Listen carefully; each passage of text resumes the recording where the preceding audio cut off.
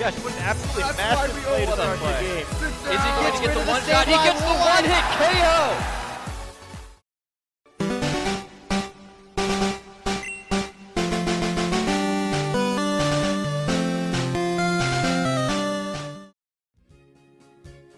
Hey everybody, welcome to Pokemon f.e.e.t, Pokemon facts, Easter eggs, and trivia.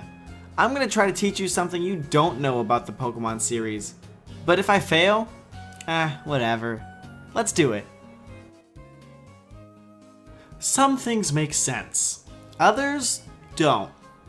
Pikachu couldn't learn Thunderbolt in Red and Blue version. Before Generation 3, Voltorb and Electrode couldn't learn any Electric-type moves via leveling up. And originally, Lickitung couldn't learn Lick. This was later fixed in Gold, Silver, and Crystal, but, I mean, come on. Lickitung. On the other hand, Cryogonal can learn Solar Beam through leveling up. It's actually the only Pokemon that can do this that isn't associated with the sun or grass. Diglett and Dugtrio can learn Honed Claws via TM despite not having any visible paws or claws.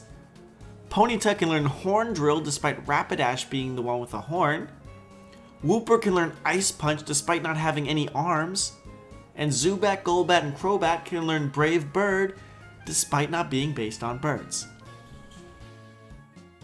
Generation 3 saw the introduction of double battles, but that wasn't the only change the developers considered at first. In fact, Junichi Masuda has said that while developing Ruby and Sapphire, Game Freak considered changing the number of Pokemon the player could have, or even the number of moves a Pokemon could learn. Obviously, this idea was later scrapped. You're probably somewhat familiar with the wonky critical hit mechanic in Generation 1.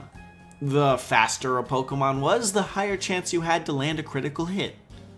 The original formula used for this was the Pokemon's base speed stat divided by the number 512. Using a high critical hit ratio move drops that bottom number to an astonishingly low 64 instead. So, when, say, a Persian uses the move Slash, its critical hit chance becomes an 115 over 64, or an 179.7% chance.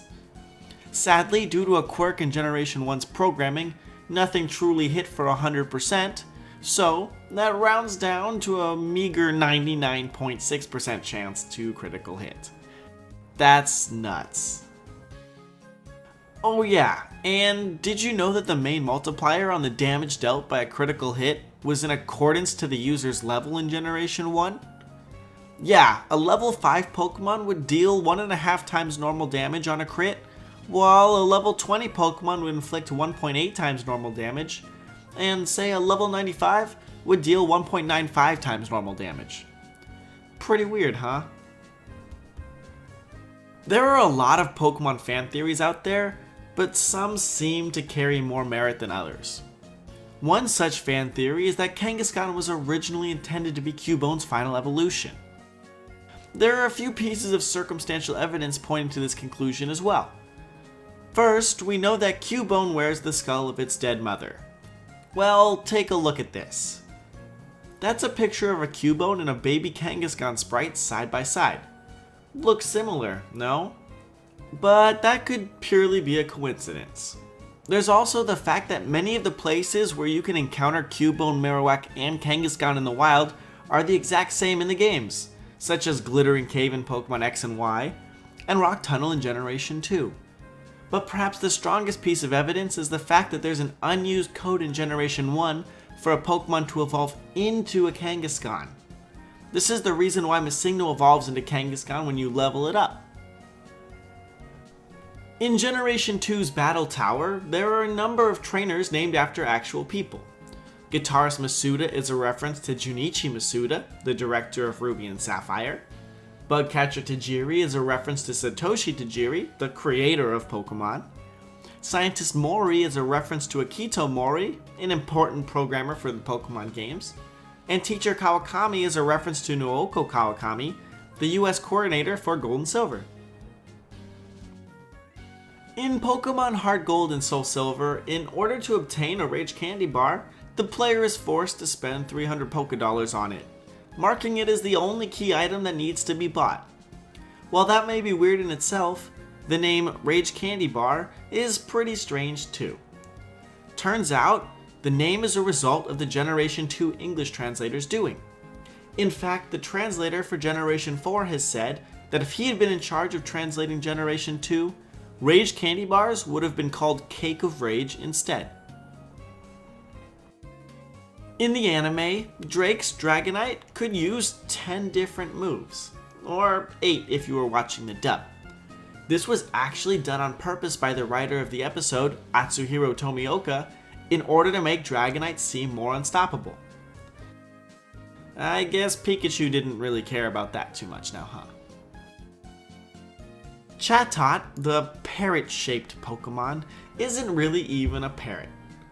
One of the defining characteristics of parrots is being zygodactyl, that is, having 2 toes on the front of the foot and 2 in the back.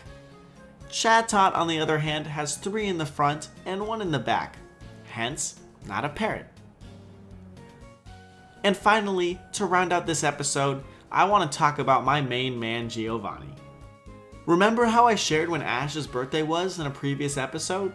Well, according to Pokemon Adventures, Giovanni's birthday is August 1st. He's actually the only boss to have a set birthday in any canon. Hey everybody, thanks so much for watching this week's episode of Pokemon f.e.e.t. If you liked it, feel free to let me know with a like or a comment. Both of those are pretty freaking amazing. And if you think you could put up with me again, maybe even hit that subscribe button. I don't know, optional, but it'd be pretty cool. Anyway, thanks so much for watching this week. I hope you guys learned something, and I hope to see you next time on another episode of Pokemon f.e.e.t. Who's that Pokemon? Foot.